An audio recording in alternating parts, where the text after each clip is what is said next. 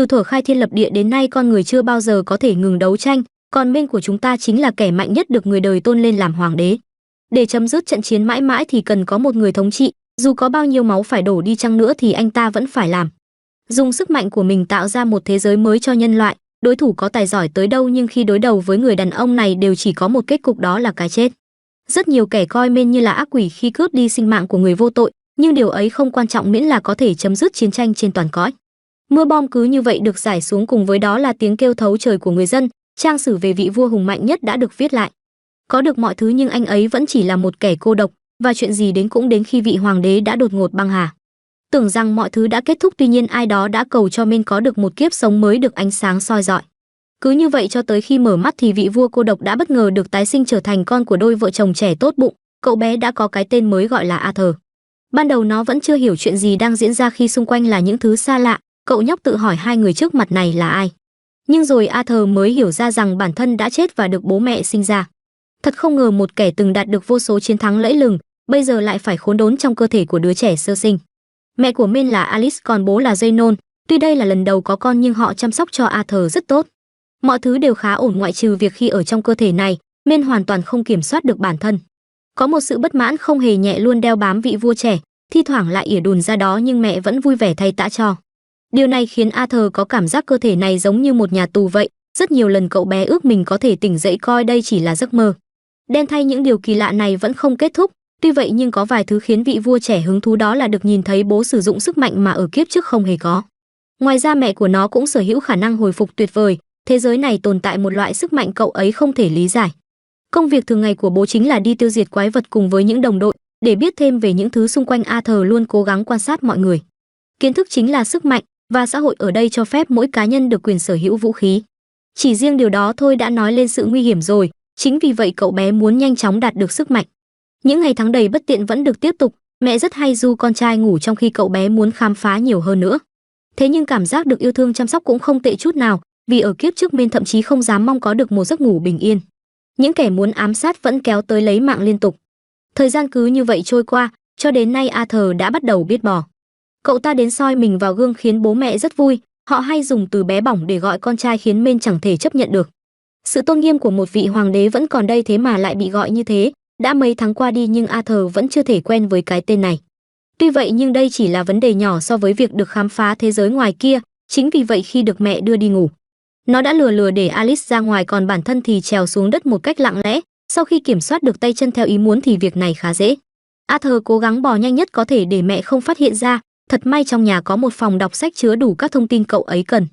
Kiến thức chính là vũ khí, và cuối cùng vị vua trẻ đã có được thứ mình mong muốn. Lục địa Dicathen nơi cậu ấy được sinh ra có 3 vương quốc.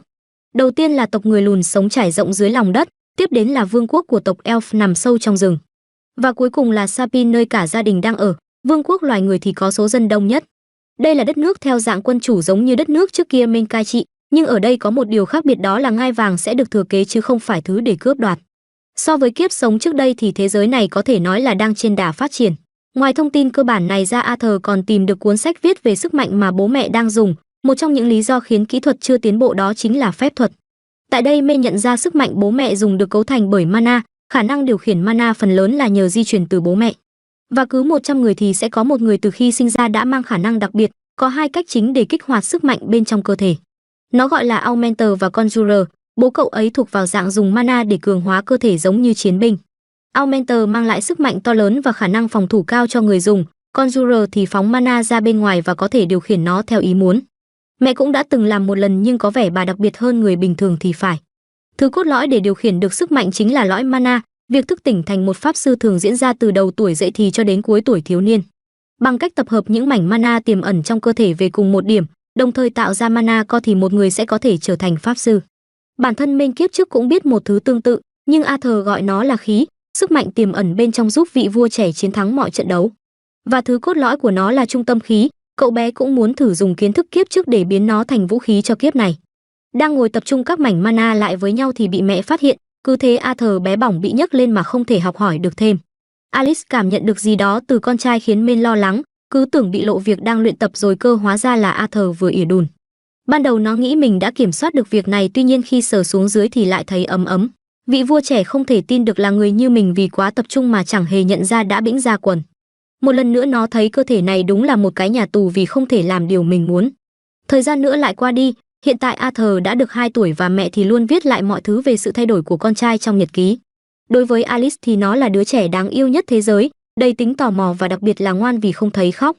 Nhưng điều khiến cặp vợ chồng lo lắng chính là việc chưa từng thấy Arthur cười đùa. Ở ngoài lúc này Zenon đang dạy cậu bé cách dùng kiếm. Thấy nó vung được que củi như vậy, bố khen con trai đúng là có tố chất, mỗi tội là mẹ thì không có thích điều này. Hỏi chồng đang cho Arthur đáng yêu nhất thế giới làm gì vậy hả? Thằng bé thì vừa mới biết đi thôi thế mà lại cho luyện tập kiểu này. Khoảng thời gian này Minh cũng nhận ra quyền lực giữa bố và mẹ lớn tới mức nào, chưa bao giờ Zenon dám bật lại vợ. Arthur tự hỏi có khi nào thế giới này vận hành theo chế độ mẫu hệ không, vì đã lớn hơn chút thành ra Minh đã được đưa vào trong thị trấn mua sắm các thứ. Được khám phá những điều mới lạ cậu ta kêu liên tục vì sung sướng, mẹ cũng hiểu ý nên cũng chiều theo đưa con trai đi khắp nơi. Dựa vào vũ khí vị vua trẻ có thể đánh giá mức độ phát triển của đất nước thông qua kỹ thuật, ngoài ra ở đây tồn tại rất nhiều loại vật chất mà trong kiếp sống trước không hề có. Cái đặc biệt và thu hút nhất chắc chắn là phép thuật rồi, buổi hôm nay đúng là thu hoạch lớn hơn bất cứ thông tin nào trước giờ bản thân âm thầm tìm hiểu. Đi chơi tới chiều thì cu cậu cũng buồn ngủ, Arthur cảm nhận được tình yêu ba mẹ dành cho mình nhiều tới mức nào.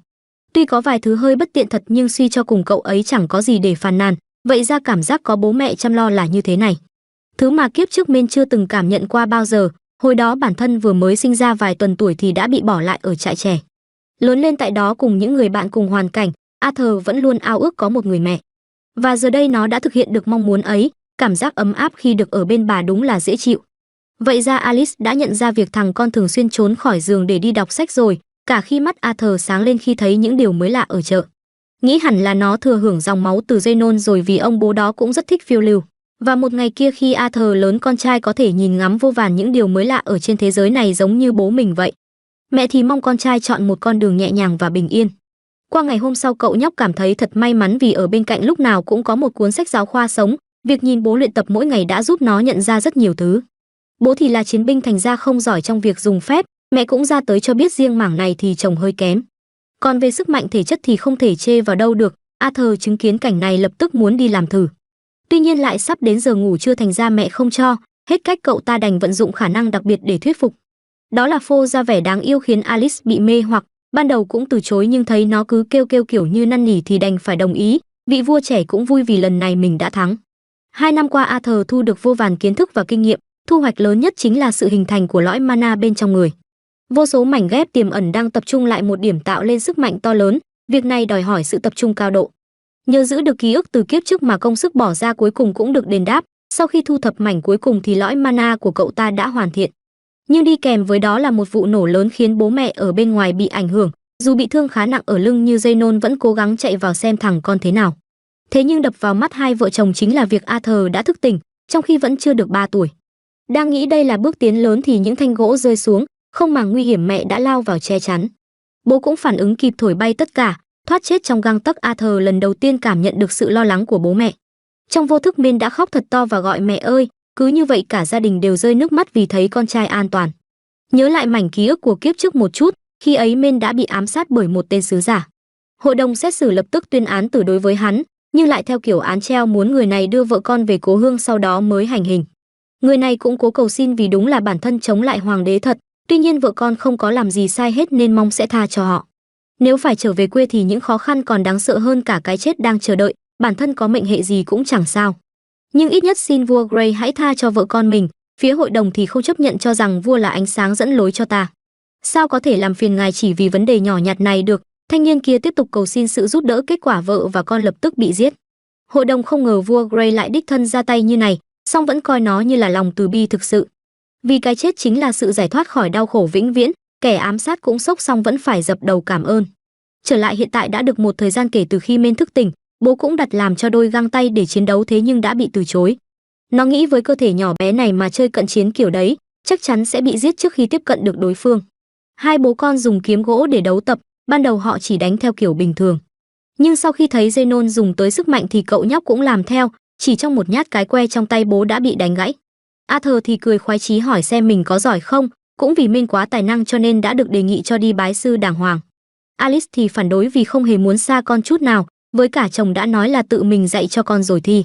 Ban đầu Zenon cũng tính là thế, nhưng tài năng của con trai quá vượt trội sợ bản thân dạy không thể phát huy hết tiềm năng của nó. Nếu có sư phụ đàng hoàng sẽ tốt hơn nhiều, mẹ nghĩ nếu là về mảng phép thuật thì bản thân cũng có thể dạy. Tuy nhiên lại bị mắng vì sở hữu khả năng đặc biệt, bố kể ra việc lúc nãy Arthur đã chém gãy một thứ được cường hóa bằng mana đấy chứ không đùa được.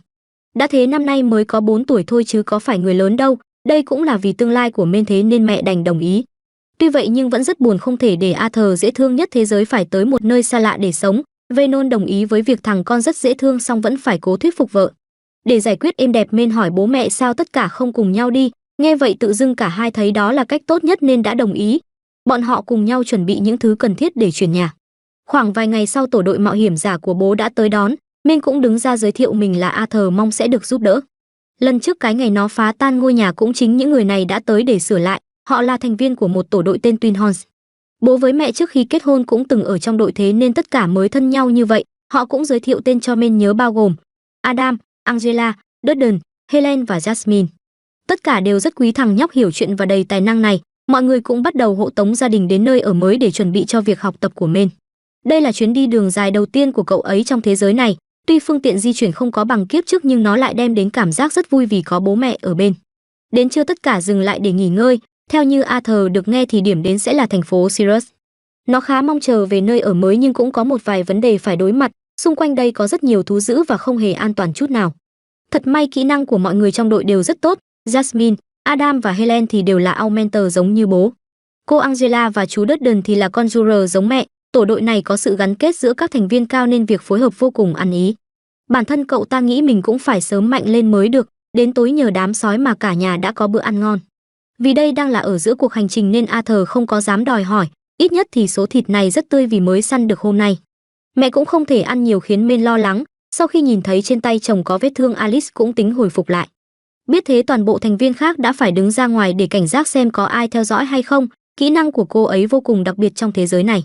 Thuật sĩ như mẹ thì được gọi là emitter vô cùng hiếm, vì vậy người ta thường che giấu khả năng trước kẻ khác vì rất dễ bị nhắm đến. Việc bố với mẹ sống tại nơi hẻo lánh cũng là để che giấu năng lực này. Hồi phục xong Adam yêu cầu thư giãn gân cốt trước khi đi ngủ. Tiện thể muốn kiểm tra năng lực của Arthur luôn, anh ta thì là chiến binh dùng thương thành ra trận này có quá nhiều thứ bất lợi. Từ cơ thể cho tới sức mạnh do chỉ là đứa trẻ thành ra nên phải tìm cách để tiếp cận, thấy mọi người khá hào hứng nó tự hỏi có ai còn nhớ vụ mình là đứa trẻ 4 tuổi không thế. Đối thủ thì không hề nương tay nên cậu nhóc cũng phải đánh hết sức, Arthur kích hoạt được cả mana ở chân để tăng tốc độ làm Adam sốc nặng.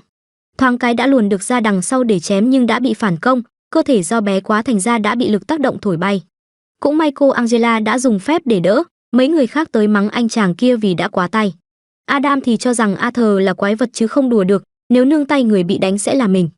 Jasmine thì cực kỳ hứng thú với cách di chuyển từ cậu bé, cô ấy hỏi xem ban nãy Mên đã làm thế nào mà nhanh tới vậy muốn được Arthur chỉ bảo.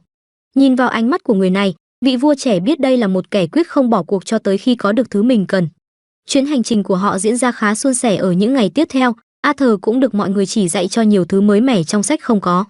Ngoài ra cậu bé cũng hướng dẫn cho Jasmine cách truyền mana vào chân để tăng tốc, tuy vậy nhưng kỹ thuật này không phải ai cũng có thể làm được.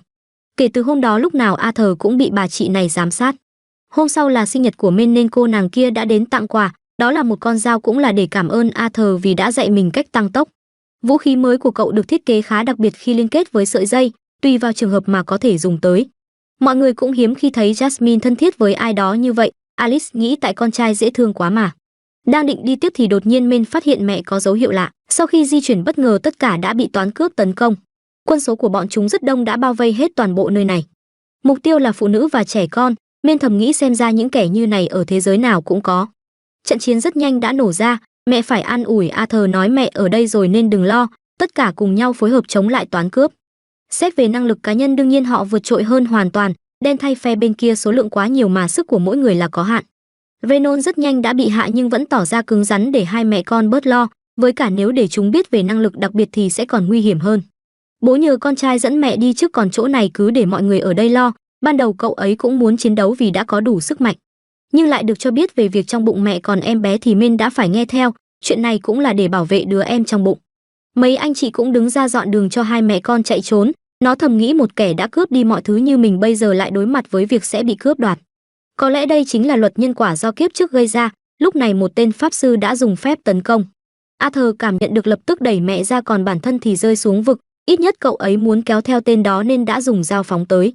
Hai cô chú vội kích hoạt phép hòng đỡ lấy tuy nhiên đã không kịp, Vào giây phút này Men bắt đầu hiểu ra cái cảm giác mất đi người thân là như thế nào. Cùng với đó là lời thỉnh cầu của kẻ đã từng cố ám sát mình. Bản thân không hề hối hận khi đánh đổi tính mạng để bảo vệ gia đình, cái tiếc nuối nhất đó là sợ rằng sẽ không thể gặp được bố mẹ nữa.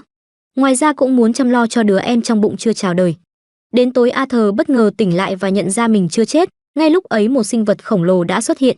Bất ngờ hơn là nó biết tên của Men và chào buổi sáng khiến cậu ta sợ hãi. Đối mặt với sinh vật to lớn, Men tự hỏi thứ này là gì và tại sao mình lại ở đây. Đang suy nghĩ phải đánh bại kẻ trước mặt thì Arthur đã bị dụ, nhưng sau khi lao vô nó đã bị đẩy lùi một cách đơn giản. Giọng nói phát ra kêu cậu ta vẫn còn non lắm, còn bảo mình là đồng minh của Men nữa chứ. Bà ta sau đó đứng dậy đi tới chỗ có loại quả chín để hái cho thằng nhỏ ăn, trong khi Arthur vẫn còn đang sợ hãi lại chẳng biết đây là ai. Muốn đứng dậy nói chuyện đàng hoàng thì cơ thể lại không cho phép, việc rơi xuống đây khiến cơ thể Men gần như vỡ nát. Thật may là vẫn giữ được cái mạng nên phải biết ơn. Sinh vật đen ngòm yêu cầu nếu không ăn uống đàng hoàng thì sẽ không trả lời bất cứ câu hỏi nào hết. Nghe vậy thằng nhỏ cũng lấy loại quả chín vàng lên nhai ngấu nghiến, nó muốn biết bây giờ bố và mẹ mình ra sao rồi. Bà ta thì chẳng có thông tin nào vì không thể ra khỏi đây, tuy nhiên bản thân sở hữu kỹ năng giúp nhìn thấy những thứ ở xa cho nên đã khẳng định hai người kia chưa chết. Nghe tin họ bình an Men rất mừng, Arthur rơi lệ vì ít nhất bản thân đã giúp được mẹ với đứa em trong bụng an toàn. Nó cảm ơn người phụ nữ già trong thân hình quái vật, còn được cho biết tên mình là Sylvia nữa chứ. Mảnh ký ức nào đó hiện ra về hai người phụ nữ nhưng rồi ngay sau đấy lại biến mất. Cứ như vậy vài ngày nữa lại qua đi mà nam chính vẫn chưa khỏi hẳn, cậu ta muốn càng sớm quay về nhà càng tốt. Cho nên cũng rất nghe lời Sylvia ăn ngủ nghỉ đầy đủ. Mỗi tội là không được tọa nguyện do nơi này xung quanh có rất nhiều quái vật, nó nằm ở tại bìa rừng Elside, lãnh địa của thú hoang và bọn sống ngoài vòng pháp luật. Thật may bà Sylvia đã chuẩn bị giải pháp cho Men, đó chính là rèn luyện để trở nên mạnh hơn đủ sức một mình chống lại nguy hiểm. Ngoài ra để xé toạc không gian và thoát khỏi đây cũng rất mất sức, Men vâng lời bắt đầu quá trình tu luyện. Tính ra đang trên đường đi kiếm sư phụ để học thì lại được đào tạo như này cũng tốt. Cái khó hiểu là bà già này không hề kể về quá khứ của mình, một loại quái vật kỳ dị khiến bản thân cậu ta không biết có bao nhiêu lần sợ hãi. Khả năng cao bà ấy đã từng chiến đấu với thứ gì đó mạnh mẽ nên trên người mới có vết thương. Trái ngược với hình thù kia là sự ấm áp đến bất ngờ không khác gì người mẹ, luyện thể lực xong Men cũng tỏa ra một lượng mana vượt trội khiến Sylvia hài lòng. Hỏi nó có thể làm như này được không khiến Arthur kinh ngạc, trên tay bà ấy đang dùng phép đồng thời tập trung mana lại. Giống như kiểu vừa bay vừa tiếp thêm nhiên liệu vậy, được biết con người có định kiến về mana. Họ có suy nghĩ phải tách riêng hai loại ra lúc tập trung năng lượng và sử dụng nó, theo như thông tin từ bà ấy ngoại trừ con người những sinh vật khác đều làm được như này. Nhất là một loài quái vật mang tên Mana Beast. Đối với chúng việc sử dụng phép cỡ này chỉ giống như việc hít thở, hỏi Men có muốn đạt được sức mạnh này không, đương nhiên cậu bé đồng ý nhưng lại bị thử thách. Hỏi xem sau khi đạt được sức mạnh này thì nó muốn làm gì, trong đầu vị vua trẻ nghĩ lại cảnh bố mẹ bị đám cướp hãm hại vô cùng căm phẫn. Buột miệng nói ra bản thân sẽ ban cái chết cho những kẻ cướp đi những điều tốt đẹp của mình, đây cũng chính là tính cách kiếp trước của Men. Kết quả Sylvia đã đập cho nó một phát để khôn ra, ngoài ra cũng kêu Arthur không đạt cho nên mình sẽ không dạy. Nhất là với đứa trẻ bày ra bộ mặt hận thù như vừa nãy. Cậu ta cãi lại bảo việc đánh bại kẻ thù đâu có gì sai trái, bản thân kiếp trước lúc nào cũng làm như vậy thế nên mới có thể đứng trên đỉnh cao. Bà lão thấy trong đầu nó lúc nào cũng chỉ nghĩ tới chuyện đánh bại người khác, hỏi Men có thực sự cảm thấy vui. Sylvia thấy ban nãy có đánh nó hơi mạnh thì phải. Cho biết bàn tay này có thể dễ dàng xé toạc cậu ấy nếu muốn, nhưng ngược lại cũng có thể chạm vào một cách dịu dàng. Hỏi thằng nhóc thích thế nào hơn, Arthur toát mồ hôi hột vì sợ xong phải bảo là muốn bà ấy dịu dàng. Phẫn nộ và hận thù rất dễ bùng lên đồng thời sinh ra bạo lực không cần thiết, lúc ấy hẳn là sẽ cảm thấy sảng khoái nhưng sau đó lại càng khiến hận thù tăng lên. Bà ấy không muốn sinh mệnh bản thân cứu giúp trở thành con người như vậy, trong khoảnh khắc ấy tự dưng Men cảm thấy mọi thứ về mình được Sylvia nắm rõ trong lòng bàn tay. Trở lại với câu hỏi lúc nãy rằng sau khi đạt được sức mạnh thì nó sẽ dùng nó để làm gì, lần này ký ức tươi đẹp về bố mẹ cùng mọi người hiện ra. Vị vua trẻ nói muốn bảo vệ những người thân yêu, nghe vậy Sylvia rất hài lòng cho nó điểm tuyệt đối và bắt đầu quá trình đào tạo. Chuyển cảnh đến chỗ khác, có một kẻ mang hình dạng giống với Sylvia đang cố tìm ra vị trí của hai bà cháu. Ký ức kiếp trước của Men lại hiện ra, khi ấy dù đã nắm quyền lực trong tay nhưng vua Grey vẫn bị kiểm soát bởi hội đồng tối cao. Bản thân chỉ là vua trên danh nghĩa, đồng thời là công cụ chiến tranh. Lão già kia thì hết lời ca ngợi những chiến tích của Men, đã đem tới hạnh phúc cho mình và người dân trong đất nước. Hỏi xem tới đây có việc gì thì Grey không nói, chỉ lẳng lặng rời đi đồng thời cho biết mình sẽ thoái vị. Khoảng thời gian tiếp theo Arthur đã bắt đầu làm chủ được kỹ thuật tập trung mana, theo sư phụ nói thì tiềm năng phép thuật sẽ càng mở rộng nếu làm chủ được sức mạnh này. Dù đang vội nhưng nó vẫn nhắc nhở bản thân không được hấp tấp, phải điều khiển mana theo ý muốn. Kiếp trước Men không được trời ban cho nhiều điều. Tuy vậy nhưng vì ý chí mạnh mẽ vượt qua tất cả đã giúp Gray trở nên bất bại, cùng với kỹ thuật sử dụng khí trong cơ thể. Cho tới thời điểm hiện tại vị vua trẻ cũng đã học được khả năng tùy chỉnh mana một cách ảo diệu, đang tính chạy đến ăn mừng với Sylvia thì lại bị bà ấy đánh bay vào đống đá. Cơ thể cũng bị sức mạnh của sư phụ kìm hãm, yêu cầu không được lên tiếng. Nhìn qua khe hẹp cậu ấy nhận ra có một kẻ khác mang thân hình giống sư phụ đang ở ngay đây. Sylvia khen tên này cũng giỏi đấy vì lại tìm được vị trí của mình, có vẻ như mùi máu từ vết thương trên người đã dẫn đường cho hắn. Kẻ này yêu cầu đối tượng đi theo nhưng đời nào lại dễ như vậy. Nghe vậy tên này lập tức tấn công tới dùng vũ lực để thu phục Sylvia. Bà ấy đã đỡ được quả cầu hủy diệt nhưng do vết thương cũ chưa lành thành ra yếu thế hơn hoàn toàn. Để Men yên tâm, Sylvia dùng thần giao cách cảm bảo mình không sao. Thế nên nó đừng cử động, vì muốn khô máu với đối thủ Sylvia đã đẩy bản thân tới giới hạn, nhờ vậy một hình hài mới đã được sinh ra. Từ một quái vật đáng sợ lúc này bà ấy đã trở nên đẹp hơn bao giờ hết, hơi thở của rồng rất mạnh tuy nhiên không khiến tên kia bị thương. Gã cảnh báo nếu như sử dụng sức mạnh này quá nhiều đến bản thân bà ta cũng sẽ chịu ảnh hưởng. Sylvia không quan tâm, kêu mình đã sống quá hạnh phúc rồi. Dù lúc này có hơi tiếc nuối một chút vì chưa lo được cho Men. Tên kia cay cú tiếp tục tung ra hàng đống quả cầu mang sức mạnh hủy thiên diệt địa, rồng trắng cũng cố tránh né giảm bớt sát thương. Tuy vậy điều đó đã khiến Sylvia rơi vào thế bị động. Cảm nhận được nguy hiểm, bà ấy đã cho thời gian dừng lại để đưa Arthur đi trước. Cậu ấy được gọi ra và thấy được sức mạnh thực sự bên trong sư phụ. Với hình dạng này cái tên Sylvia vô cùng đẹp, nó hỏi xem bà ấy là rồng nhỉ.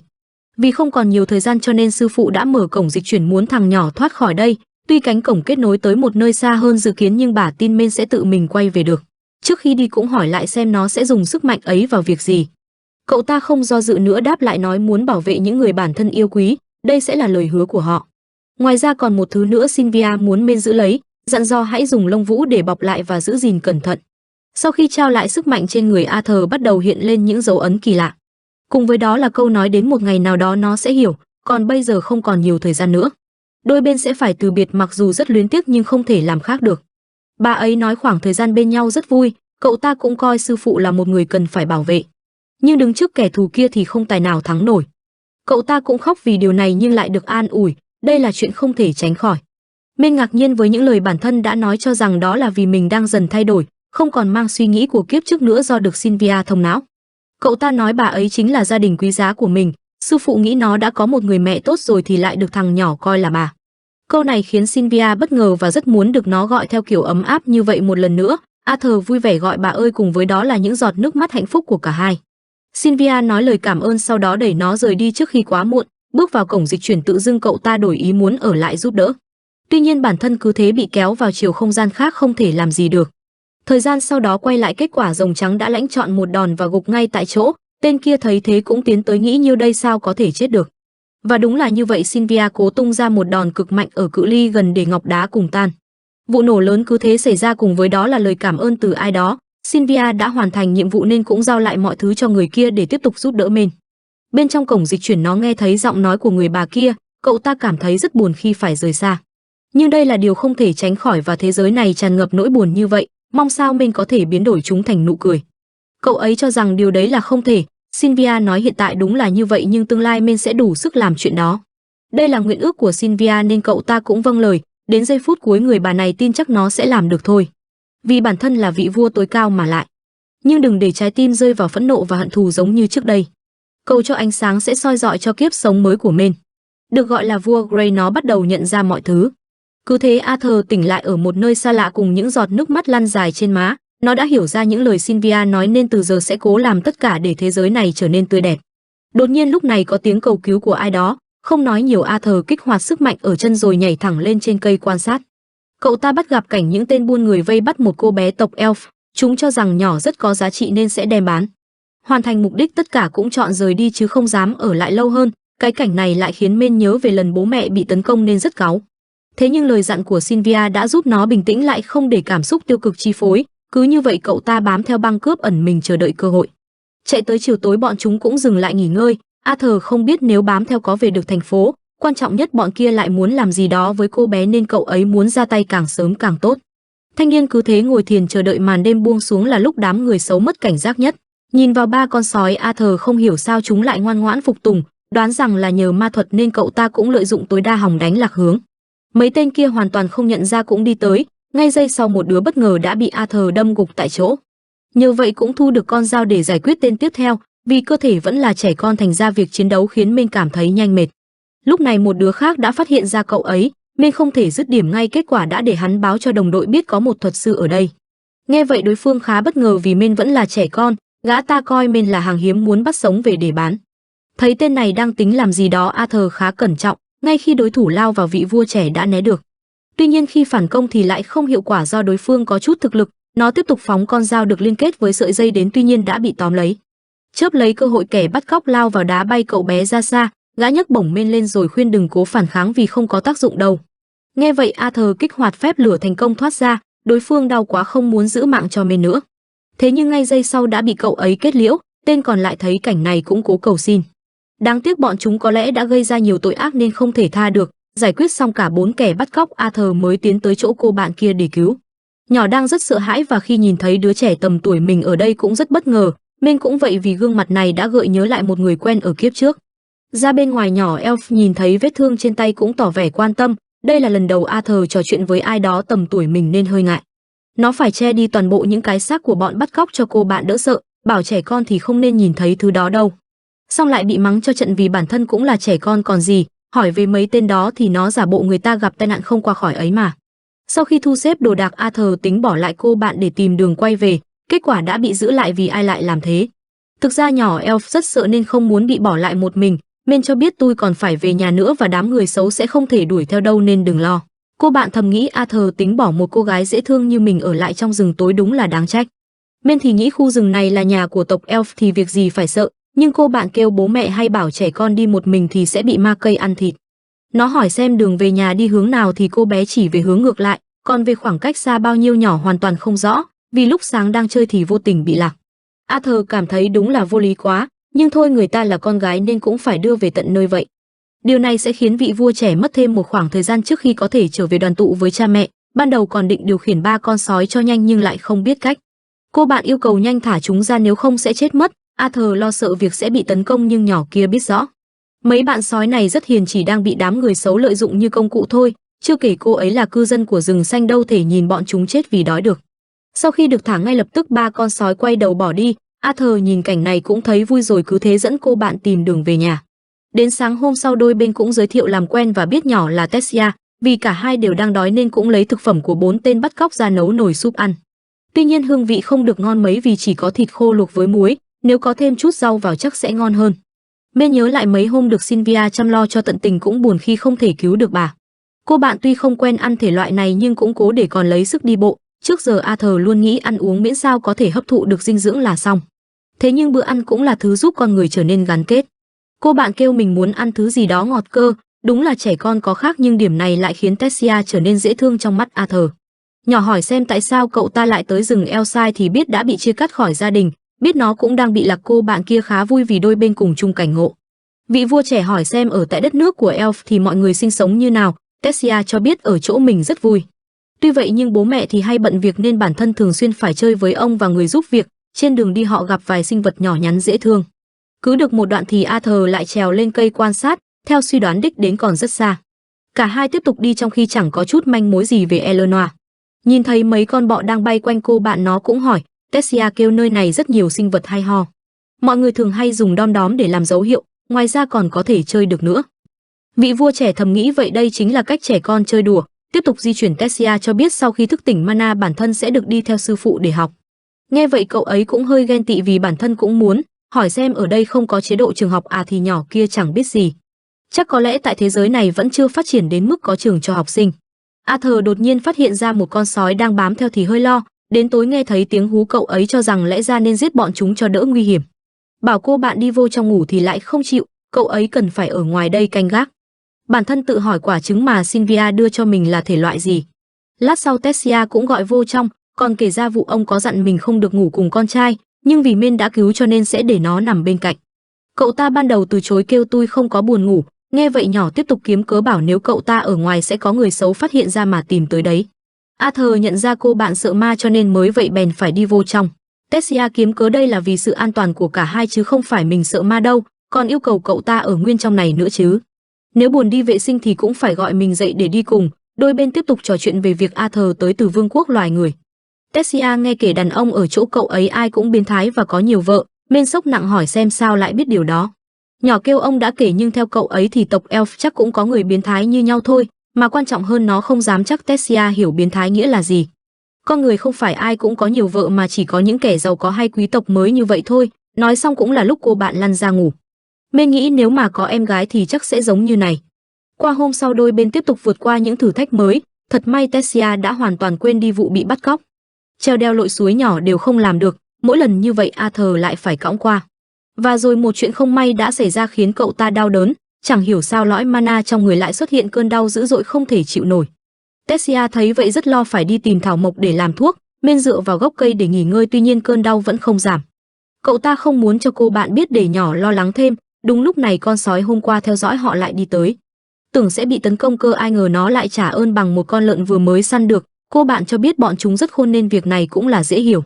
Đến tối vì có thịt để ăn cho nên hai đứa có tâm trạng rất vui, đang tuổi ăn tuổi lớn thì cần phải ăn thịt mới được. Ban nãy Tessia không có tìm được loại thảo dược nào, thay vào đó là một loại nấm cực bổ dưỡng mà tộc nhân mình hay ăn. Nghe vậy nó cũng tin tưởng ăn thử kết quả là xì hơi liên tục luôn mà, cô bạn phải xin lỗi vì nghĩ cái này quá mạnh khi dùng cho cậu ấy rồi. Giải quyết xong hai đứa lại ngồi trong lều tâm sự, cô bạn kể ra việc trước khi ngủ thường được đọc sách cho nghe. Mấy câu chuyện về vương quốc của loài người khiến cô ấy thích thú, một ngày nào đấy cũng muốn được đến đó chơi thử. Nhưng lại nghe nói ở vương quốc con người ai cũng làm việc xấu, thế nên cư dân ở Eleanor không có tin vào chủng tộc khác.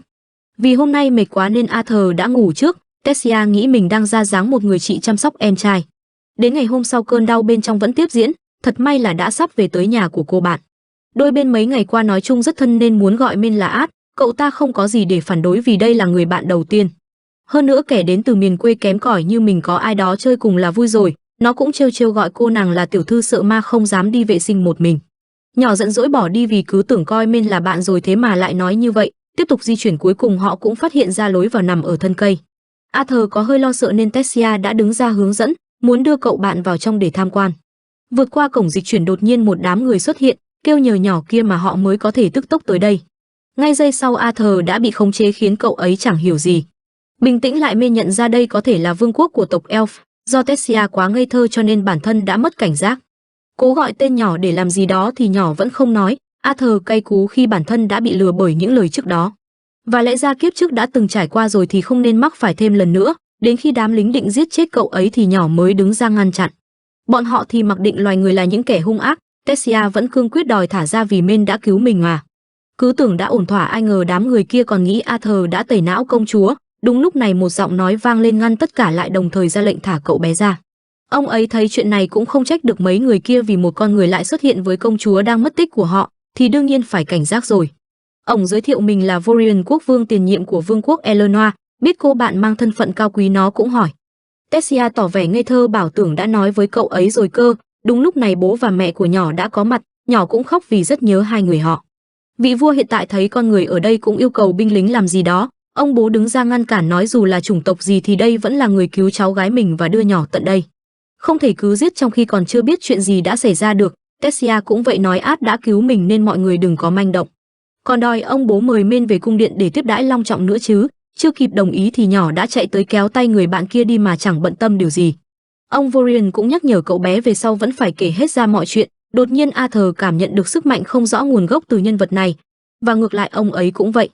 Hai đứa trẻ sau đó thản nhiên chạy qua khu phố thu hút sự chú ý từ toàn bộ người tại đây, ai cũng đặt ra dấu hỏi rằng tại sao con người lại có mặt trong vương quốc. Tộc Elf thì sống vô cùng nhẹ nhàng và đơn giản, theo như thông tin tìm hiểu trong sách. Trước đây loài người và tộc Elf đã từng xảy ra tranh chấp, đến tận bây giờ hai bên vẫn đang trong trạng thái căng như dây đàn. Bản thân không ngờ lại có ngày chính mắt nhìn thấy cảnh này cũng như kiến trúc độc lạ của tộc Elf.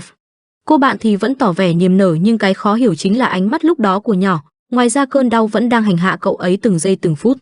Nó nhắc nhở bản thân dù thế nào thì cũng không được mất cảnh giác thêm nữa, đặt chân vào cung điện có hàng tá hầu gái đứng ra chào mừng công chúa trở lại.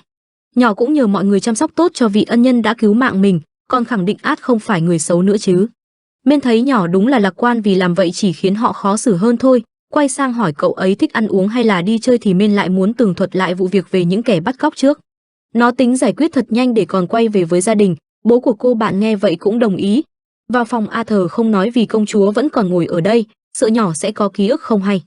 Tessia luôn được cưng chiều từ bé thành ra chỉ cần cô bạn muốn bố mẹ đều không cản được. Còn yêu cầu cậu ta ngồi xuống ăn bánh nói chuyện nữa chứ, Men đứng hình mất một lúc tự hỏi như này được à? Mẹ và ông nội thì không cứng nhắc giống bố nên chỉ cười. Quốc vương sau đó giới thiệu mình là Anduin, bố của Tessia, còn hoàng hậu là Merio cùng với quốc vương tiền nhiệm. Nghe vậy cậu ta cũng hành lễ giới thiệu lại bản thân được sinh ra tại thị trấn nhỏ thuộc vương quốc Sapin. Vốn dĩ mình không đủ tư cách để đứng trước một vị vua nên được nói chuyện như này cảm thấy rất vui. Thấy nó sinh ra ở vùng quê mà lại biết lễ nghi, bố cô bạn cũng dành lời khen. Cái này là đương nhiên rồi vì Men kiếp trước luôn được những kẻ khác hành lễ như vậy mà. Việc tỏ vẻ hiểu chuyện cũng là để mấy người kia không xem mình như là trẻ con, như vậy giải thích sẽ đỡ tốn công thuyết phục hơn.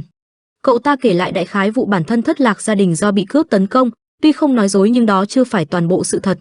Và rồi nhảy đến đoạn nghe thấy tiếng kêu cứu của Tessia, biết con mình bị bọn buôn nô lệ bắt đi, bầu không khí đã thay đổi. Bố nhỏ nghĩ quả nhiên đây là hành vi của loài người man dợ, nghe vậy Arthur thông não kêu buôn nô lệ là một nghề chứ không phải một chủng tộc.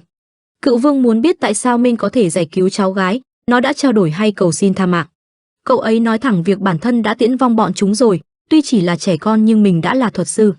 Biết át đã hạ gục hết bọn xấu xa, Tessia tỏ vẻ rất vui, còn hai tên lính thì nâng cao cảnh giác. Còn cho rằng trẻ con như cậu ấy chẳng thể làm được gì và đã lừa công chúa để xâm nhập vào đây. Nghe vậy Men giữ im lặng để chủ nhà tự giải quyết. Cựu vương Virion cũng ngăn mấy anh lính lại, đồng thời cảnh báo mình không nói tới câu thứ ba đâu đấy. Tessia cũng khẳng định cậu bạn kia không nói dối, vì bản thân nghe thấy đám bắt cóc còn tính bán mình đi nữa. Nghe vậy hoàng hậu cũng ôm lấy cô công chúa bé nhỏ, thật may vì con gái đã an toàn trở về.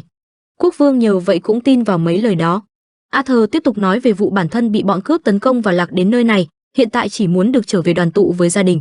Nghe vậy bố cô bạn nghĩ nó đang yêu cầu được gửi về như là một phần thưởng vì đã cứu Tessia. Cái khó hiểu là dù biết mối thâm thù của hai chủng tộc mà Men vẫn dám đưa ra lời đề nghị. Nhưng Arthur thấy chính vì thâm thù giữa hai loài nên bản thân cũng không thể tưởng tượng nổi việc tộc Elf khinh miệt loài người làm man dợ. Sợ bản thân sẽ lại bị hành xử tương tự với những kẻ man dợ thực sự. Bị nói như vậy Anduin không thể phản bác được gì khiến ông bố buồn cười. Tuy vậy nhưng hiềm khích giữa hai chủng tộc không thể xóa bỏ một cách dễ dàng được. Tessia sau đó lườm ông bố để bắt phải đồng ý với yêu cầu của Men. Tuy nhiên cổng dịch chuyển liên kết với vương quốc Sapin chỉ có thể sử dụng 7 năm một lần khi diễn ra các cuộc họp quan trọng. Năm sau mới tới thời hạn để mở cánh cổng ra lần nữa, như vậy là quá lâu khiến Arthur buồn bã. Thật may quốc vương đã đồng ý cử người đưa nó về tận nơi, vì cũng không thể để cậu ấy ở mãi đây được. Nghe vậy Men cũng cúi đầu cảm ơn, trước mắt họ cho phép cậu bé thư giãn. Tuy nhiên cơn đau lại đang phát tác, thư giãn thế quái nào được. Lúc sau Men được cho về phòng tắm rửa nghỉ ngơi, cơn đau ngày càng tệ hơn nên nó cũng đang tự hỏi rốt cuộc thì mình bị gì. Giá như có bà Sylvia chỉ dẫn thì tốt biết mấy. Ban đêm cậu ta ra ngoài hóng gió cảm thấy dễ chịu hơn hẳn, cơn đau đã nhẹ dịu đi chút nên Arthur muốn tìm ra nguyên nhân chứ không thể để như này mãi được. Bên trên cao bố mẹ của cô bạn vẫn đang chơi đùa một cách vui vẻ, cảnh này làm nó nhớ tới Zenon và Alice. Chẳng biết bố với mẹ có đang ổn không nữa, trong lòng thầm nghĩ nếu là họ thì sẽ sống sót trở về thôi vì đều sở hữu sức mạnh mà lại. Arthur tự hỏi nếu như bản thân quay lại chẳng biết bố mẹ có tươi cười chào đón không nữa, vì kiếp trước đã ra tay với quá nhiều người nên cậu ấy chẳng dám xin sự tha thứ ở kiếp sống này. Cô bạn nhìn thấy Men thì vội chạy đến, cậu ta thấy thế hỏi mình đã làm phiền thời gian nhõng nhẽo của nhỏ à, bị coi là trẻ con. Tessia khá cáu, rõ ràng mình còn cao hơn cả Men nữa. Đến đây cũng là để xin lỗi át vì bố cùng mọi người lại bất lịch sự như vậy, cậu ta không trách vì đây là thù oán từ thế hệ trước rồi. Biết bố mẹ nhỏ đang rất lo lắng, nó khuyên cô bạn cứ dành thời gian nhõng nhẽo bên họ đi. Tessia nghĩ nếu cậu ấy đoàn tụ với gia đình thì cũng giống như mình thôi. Câu này Arthur không dám chắc vì tại bản thân mà cả đoàn mới bị bọn cướp tấn công. Nó tự hỏi bây giờ bố mẹ có đang buồn khi thiếu vắng mình không. Đang suy tư về việc bản thân không đủ khả năng bảo vệ gia đình thì cô bạn đã đứng ra an ủi, kêu đương nhiên bố mẹ nó sẽ rất buồn khi không có con trai ở bên rồi. Mới nghĩ tới chuyện sẽ phải chia tay với Men mà mình đã buồn rồi đây này. Đom đóm sau đó tỏa sáng khắp nơi, cảnh tượng này khiến hai đứa trẻ thích thú.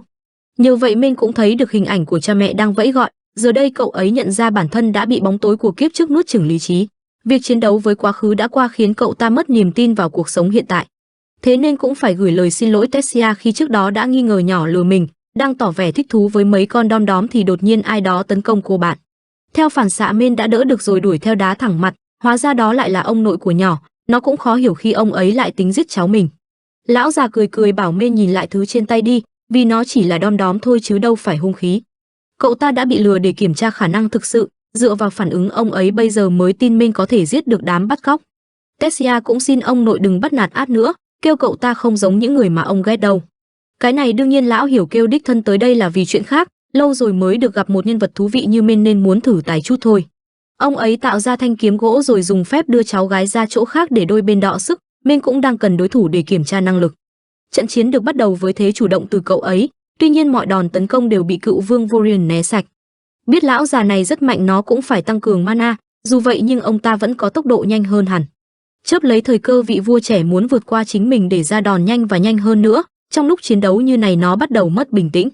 Tuy vậy vẫn đủ sức để bảo vệ cho Tessia, ngoài ra còn nhớ lại ánh mắt của vô số mãnh thú bản thân từng chiến đấu ở kiếp trước. Những chiếc răng nanh và móng vuốt được vung xuống cũng chỉ là theo bản năng, nếu không làm vậy thì sẽ bị giết.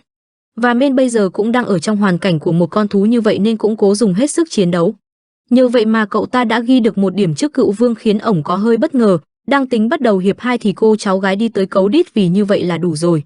Nhỏ yêu cầu ông nương tay và biết nếu làm vậy thì chính ổng mới là người bị bắt nạt. Được đánh giá cao, Arthur cảm thấy vinh hạnh, kết quả lại bị ông già ép trở thành đệ tử. Xét về tố chất cậu nhóc như Men hoàn toàn vượt xa tài năng bình thường, nó kêu mình vẫn cần phải về báo tin cho bố mẹ. Ông ấy cho biết bản thân có cách để báo với họ về việc Men vẫn còn sống, chưa kịp đồng ý thì cơn tức ngược lại xuất hiện. Nhìn cảnh này, cựu vương biết ngay nó đã thừa kế ý chí của quái thú, thế nên càng muốn nhận Men làm đồ đệ, nếu không nó sẽ chết. Trái tim Men lúc này đập liên hồi, cảm giác cứ như lồng ngực bị thứ gì đó xé toạc ra vậy. Cậu ấy còn nhìn thấy cả một quái thú bên trong cơ thể mình nữa, tự hỏi nó là hiện thân của nỗi sự từ mình à. Đang quằn quại thì đột nhiên bị Tessia gọi dậy. Arthur bừng tỉnh thấy cô bạn đang ngồi trên người mình cũng bó tay. Vậy ra bị bóng đè là do nhỏ này nên cậu ấy cũng ví công chúa như là quái vật. Tessia cay cú yêu cầu dậy thay quần áo luôn vì ông đang đợi bên ngoài. Ngoài ra nhỏ cũng hỏi lại xem Men thực sự sẽ ở lại đây chơi với mình à. Arthur không biết nữa, phải thử liên lạc với bố mẹ trước xem hai người họ có ổn không đã. Cậu ta còn trêu cô bạn bằng cách xưng hô một cách kính cẩn đối với công chúa khiến nhỏ khó chịu. Yêu cầu được gọi tắt là Ted cho thân, giống như cách gọi át của mình vậy. Bên ngoài lúc này nhà vua đang xin ông bố suy nghĩ lại về chuyện nhận Men làm đệ tử, đã thế còn cho sống luôn tại đây nữa chứ. Trưởng lão Vorion thì đếch có nghe kể cả chuyện này có khiến người khác dị nghị, hay đi ngược lại với truyền thống của tộc Elf đi chăng nữa. Ông già kêu mình thích cậu bé đó thế thôi, Tessia thì chạy tới kêu Men là ân nhân của gia đình nhưng lại bị mắng như kiểu trẻ con không biết gì. Quốc vương đương nhiệm không muốn nói gì thêm nữa để hai đứa trẻ lên xe đưa đi gặp một người bạn. Vị vua trẻ thì gọi sư phụ là ông khiến trưởng lão khá vui, xong lại hỏi cậu bé có đang lơ là cảnh giác không thế. Men thì cảm thấy như này là bình thường, dựa vào những gì sắp xảy ra thái độ cũng có thể thay đổi theo. Nàng công chúa lúc này năn ra ngủ vì ít khi dậy sớm như hôm nay, ngoài ra Tessia còn muốn biết từ giờ về sau Men sẽ ra làm sao. Bản thân là người kế vị duy nhất của vương quốc, thế nên nhỏ được nuôi lớn trong môi trường rất cô độc. Từ người lớn cho tới trẻ nhỏ, không biết bao nhiêu lần cháu gái đã bị họ làm tổn thương. Kết quả cho tới hiện tại Tessia luôn tạo ra một bức tường để giữ khoảng cách với người xung quanh, thế nhưng khi ở bên Arthur cô bé luôn cười. Điều này khiến người làm ông vui mừng khôn xiết, cảm giác cứ như kiểu lâu lắm rồi mới thấy con bé cười như vậy. Nên cũng phải có đôi lời cảm ơn Men. Nghe vậy cậu ấy khá bất ngờ vì ông già này đem lại cảm giác đáng tin cậy, lúc sau họ cũng đã tới nơi. Để quốc vương tiền nhiệm phải đích thân tới tận nhà thế này chứng tỏ người bên trong không hề đơn giản. Đang tự hỏi đó là ai thì trưởng lão Vorion đi tới đạp cửa hét to gọi người ở bên trong ra. Hai đứa cháu còn không ngờ tới vụ này luôn, xong vẫn không thấy động tĩnh gì, đợi khi ổng ghé sát vào nghe bà lão mới đẩy cụ cửa ra đập thẳng mặt. Cho chừa cái tội tới tìm mà còn hét lớn. Giới thiệu qua thì bà ấy là Rinia, một người bạn cũ, đồng thời cũng là thuật sư đặc biệt. Men đoán bà ấy chắc sẽ sử dụng được phép giống mẹ hoặc một thứ gì đó đặc biệt hơn. Arthur cúi đầu cảm ơn vì đã tiếp đón đồng thời lắng nghe mong muốn từ mình. Thấy nó lễ phép quá, Rinia trực tiếp mời vào nhà chứ không phân biệt như những elf khác. Có thể thấy tại đây có vô vàn các loại sách khác nhau, điều này chứng tỏ bà lão sở hữu kiến thức uyên thâm hơn bất kỳ ai. Thứ Men tò mò nhất là cách mà bà ấy có thể giúp mình liên lạc với cha mẹ, sau khi biết cách xưng hô của Arthur với ông già kia. Bà lão phì cười đoán ổng chắc là rất quý thằng nhóc này, cho biết mình là nhà tiên tri nên đã đoán ngay ra được Men vô cùng đặc biệt. Có những thứ ngay cả bản thân cũng chẳng thể nhìn ra, tuy vậy Rinia vẫn có thể thấy một quá khứ và tương lai rời rạc. Hôm nay nó tới đây không chỉ là để liên lạc với cha mẹ, mà còn muốn biết hiện tại cuộc sống của họ ra sao rồi. Bước đầu tiên Arthur được cho nhìn kỹ vào chậu nước, đồng thời tập trung ý thức hình dung ra bố mẹ mình. Một tay bà ấy tiếp nhận ký ức từ Men, tay còn lại thì giúp hình ảnh hiển thị trên mặt nước. Cậu ấy cứ thế như thể đang nói chuyện với bố mẹ vậy, đối với nó mẹ lúc nào cũng tỏa ra sự ấm áp và luôn nhíu mày khi lo lắng cho mình. Còn bố thì có đôi mắt tâm hồn, tính tình thoải mái hòa đồng và là một nhà lãnh đạo có sức hút. Hiện tại cả hai đã chuyển tới ngôi nhà mới mà cố quên đi nỗi buồn khi mất con, hôm nay tình cờ cũng chính là sinh nhật của Arthur. Nghĩ tới đó thôi thì gương mặt của họ buồn đi trông thấy, trước đó khi biết con rơi xuống vực cặp vợ chồng đã rơi vào tuyệt vọng. May mà ở bên vẫn có những đồng đội tốt động viên an ủi, và cũng vì còn đứa bé trong bụng cho nên họ đã cố gắng vượt qua. Đôi bên đang tự trách mình thì đột nhiên nghe được giọng cậu con trai, nó kêu mình vẫn an toàn và đang ở Eleanor vương quốc của tộc Elf. Bản thân đang liên lạc bằng phép thuật đặc biệt, cũng rất muốn về với họ ngay nhưng hiện tại không được. Cho biết cơ thể không khỏe và cần phải điều trị, tuy nhiên bố mẹ cũng đừng quá lo vì nó không nghiêm trọng quá đâu.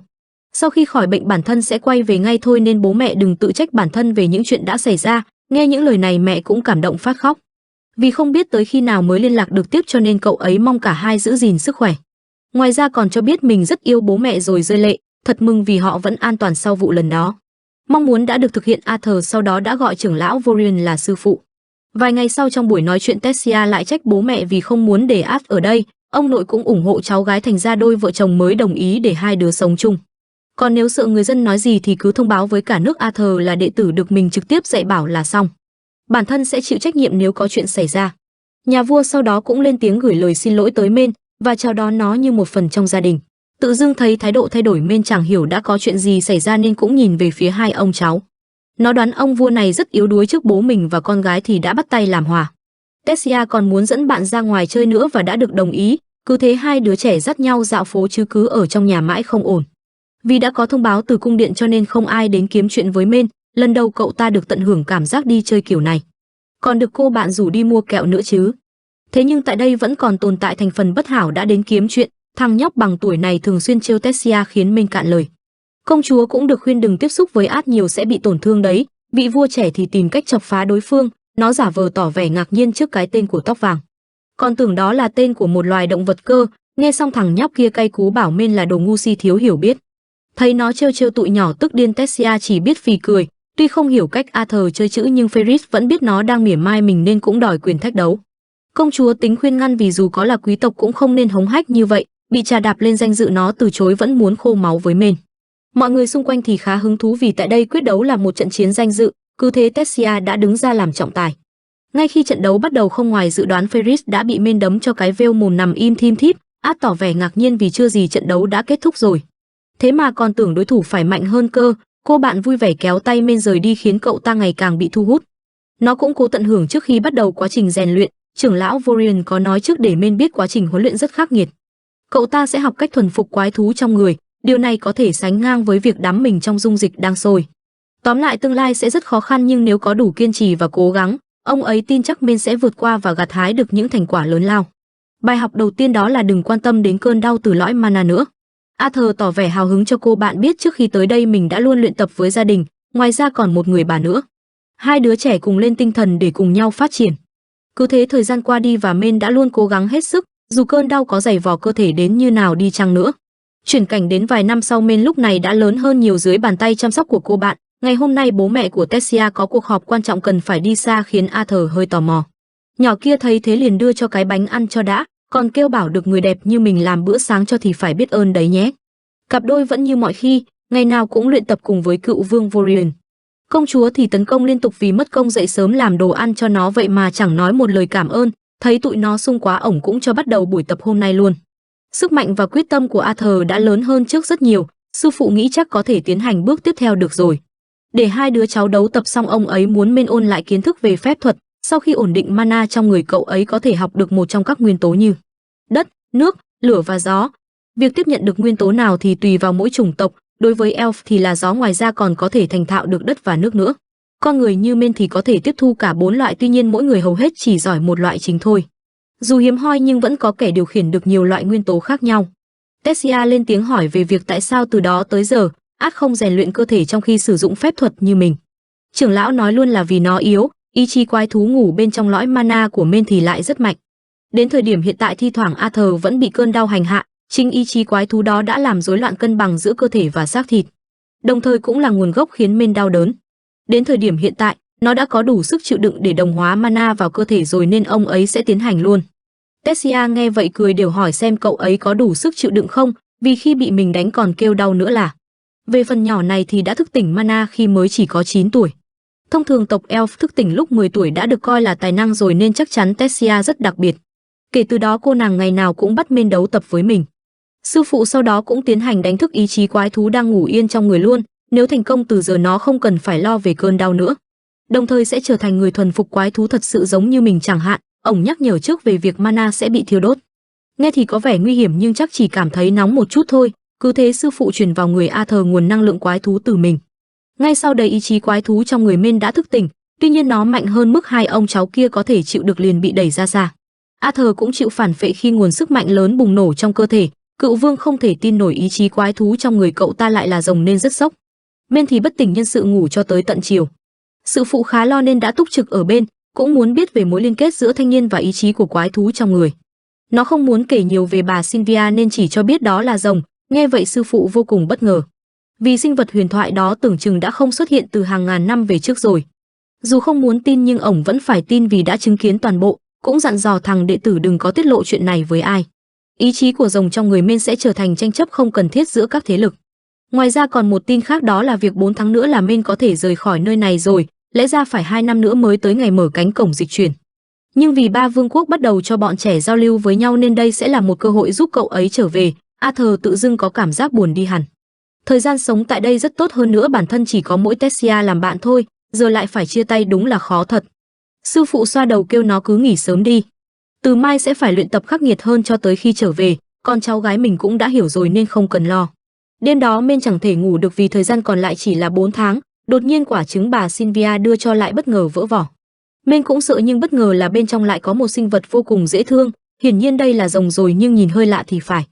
Nó rất khôn, nghe Arthur nói câu nào hiểu ngay câu đó, đang vui thì tự dưng thanh niên bị cắn cho phát gào ầm hết cả lên. Vết thương sau đó bất ngờ xuất hiện thêm dấu ấn rồng thiêng.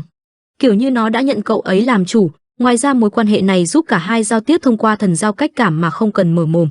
Arthur cũng nhận bé rồng làm con nuôi, còn đặt cho cái tên là Sylvie nữa coi như thừa kế từ bà Sylvia. Hai đứa sau đó ngủ thiếp đi vì mệt. Đến sáng hôm sau cô bạn đi qua phòng để gọi thì bất ngờ phát hiện sinh vật màu đen vô cùng dễ thương, cứ thế cô nàng bắt em nó lên chơi mặc cho Sylvie giãy giụa. Đã thế thằng chủ lại tỏ vẻ không quan tâm khiến bé rồng khá bực. Tessia hiếm khi thấy sinh vật nào như này nên liên tục dụ dỗ bé rồng qua chỗ mình. Arthur nhắc nhở cô bạn đừng nhìn nó bằng ánh mắt của kẻ săn mồi như thế, sau khi đem khoe thú cưng mới cho sư phụ. Ổng cũng sốc vì nhận ra đây là rồng, kiểu này chắc chết sớm quá vì cứ bị sốc liên tục. Có vẻ như việc đồng hóa với quái thú chính là ngòi nổ khiến quả trứng nở, ngoài ra Arthur cũng không cần lo vì rồng là sinh vật trong truyền thuyết. Sẽ không ai tin thứ này có thật đâu mà chỉ nghĩ Sylvie là con gì đó hiếm thấy thôi. Vì đã thức tỉnh được ý chí của quái thú cho nên bài tập hôm nay sẽ rất khác, nó sẽ phải rèn luyện cả lõi mana và lõi của quái thú cùng lúc. Cách hiệu quả nhất đó chính là thực hành với ổng, sư phụ chuyển qua hình dạng quái thú khiến Men cảm nhận được sự đe dọa cực lớn. Cái đáng nói là trong trạng thái này Men hoàn toàn không thể cảm nhận được gì, cựu vương Vorian cứ như một cơn gió thoáng qua vậy. Nó không thể phản kháng cũng đầu hàng chứ đánh kiểu này chắc chết mất. Quái thú trong người ổng là báo bóng đen, đã đạt tới đỉnh cao của khả năng điều khiển gió. Đồng thời có thể dùng phép thuật cấp cao để thao túng âm thanh, bảo sao mỗi bước di chuyển của ổng đều không nghe thấy gì. Tuy vậy nhưng nhược điểm của trạng thái đó chính là tiêu hao rất nhiều sức. Giải thích xong hai ông cháu bắt đầu chiến đấu ở mức cơ bản trước. Khoảng vài ngày sau Men đã lãnh hội được ý chí quái thú trong người, cơn đau dữ dội ở ngực đã hoàn toàn biến mất. Ngoài ra nó giúp cậu ta bắt kịp được tốc độ của sư phụ, khoảng thời gian ngắn ngủi khi còn ở đây cậu ấy muốn chuyên tâm rèn luyện không ngừng nghỉ. Đồng thời cũng tận hưởng khoảng thời gian vui vẻ bên cô bạn. Hôm sau được nghỉ một hôm hai đứa cũng ra ngoài dạo chơi, vẫn giống hồi đầu gặp nhau thằng Ferris lại đến kiếm chuyện. Từ lần bị đấm trước đó tới giờ thanh niên này chưa từng quên tên Men, còn Arthur thì khác méo có nhớ đây là ai khiến tóc vàng cay cú. Vì muốn để cậu ta nhớ ra Ferris đã thách đấu lần 2 và cũng giống như lần đầu bị đấm mỗi cái mà nằm vật ra đất luôn. Công chúa cũng phải giới thiệu lại cho Men nhớ, cậu ta cười cười đến bắt tay với người bạn kia và cũng được chấp nhận. Thực ra sau khi bị hành Ferris rất muốn chơi cùng Arthur nhưng giờ mới có cơ hội, hai người bạn đi theo cũng cho biết ba người họ sẽ đi giao lưu với những đứa trẻ của vương quốc khác. Tết thân là công chúa thành ra sẽ phải ở nhà để tránh gặp nguy hiểm, bị Ferris gọi là yếu đuối cô nàng đã táng cho nó phát để hiểu ra vấn đề. Men cũng bó tay phải kéo cô bạn qua chỗ khác, nó nhắc nhở công chúa thì đừng có đánh dân như vậy. Xong lại nhớ ra việc bản thân làm mẹ gì có tư cách nói câu đó. Tết tỏ vẻ buồn bã vì Ad sắp phải quay về. Bản thân cũng chẳng thể tham gia với mọi người, thế mà còn bị Men mắng khiến cô bạn bật khóc chạy đi. Bé rồng thấy thế cũng nhắc nhở ông bố làm gì đó, thế là đợi khi trời tối cậu ta đem đom đóm đến thả vào phòng cô bạn. Hai đứa sau đó đã đi vào rừng tâm sự, mọi người thường dặn họ không được đi vô đây nhưng Arthur nghĩ nếu gặp tụi bắt cóc thì cứ chạy là xong. Ngoài ra có mấy con sói hồi xưa được họ thả ra làm bạn rồi nên không sợ, ngồi ngắm sao một lúc thì Tết buồn ngủ xong lại còn sợ ma mới hài chứ. Nhỏ hỏi về vương quốc của loài người thì Men không rõ, bản thân sống tại vùng hẻo lánh đã vào thành phố bao giờ đâu. Hỏi về việc sao không sống tại đây luôn thì nó kêu muốn gặp lại gia đình. Thời hạn 4 tháng cũng hết nên phải nói lời từ biệt với sư phụ cùng mọi người. Cựu vương cũng đưa cho nó la bàn có khắc gia huy của nhà Eralit. Có thứ này lần sau nó đến đây sẽ không cần lo bị bắt nữa. Hỏi về Tessia thì bậc cha mẹ cũng buồn. Lúc sau cánh cổng dịch chuyển đã được mở, Át cứ tưởng Tết không đến tiễn mình nhưng ngay sau đấy nhỏ đã chạy tới. Căn dặn nó nhớ ăn uống đầy đủ và giữ mình thật tốt. Nó chủ động ôm lấy nói mình sẽ rất cô đơn cho xem, đôi bên cũng hứa sẽ gặp lại vào một ngày nào đó. Sau khi bước ra khỏi cánh cổng Minh cũng chia tay với 3 người đại diện cho tộc Elf, cứ thế cậu ta tìm đến căn nhà nơi cha mẹ với em đang sống. Bất ngờ người mở cửa chính là cô em gái dễ thương của cậu tên Eleanor.